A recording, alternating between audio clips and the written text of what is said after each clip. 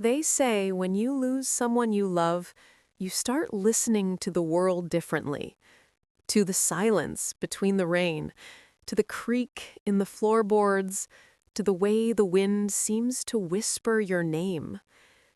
After my husband, Daniel, passed 2 years ago, I stopped sleeping through the night. Every creak sounded like memory.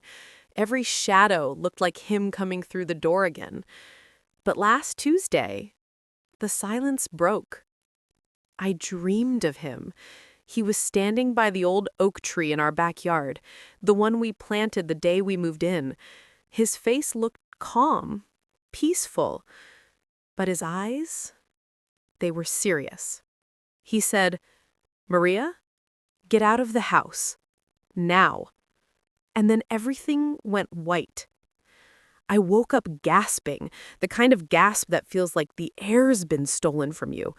My heart pounded so loud I thought it might wake the neighbors. It was 2:43 in the morning. I didn't think. I didn't pack. I just grabbed my keys, put on my coat, and ran out barefoot into the night.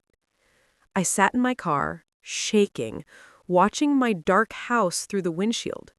The rain started, gentle at first, then hard, heavy, relentless. Lightning flashed, and for a split second, I saw the living room window, glowing orange. Then the explosion came. The old gas heater, the one Daniel used to nag me to replace, had blown. Flames swallowed the curtains, climbed the walls. I stumbled out of the car, screaming his name, even though I knew he wasn't there. By the time the fire trucks came, the roof was gone.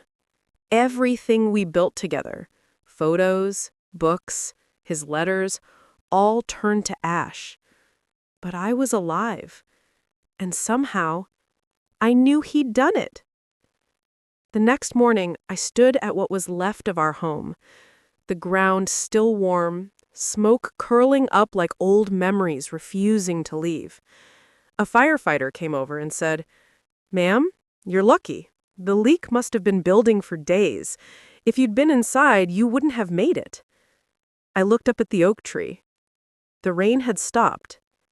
And there, hanging from a low branch, was Daniel's old work jacket, the one I'd buried in the donation box last year.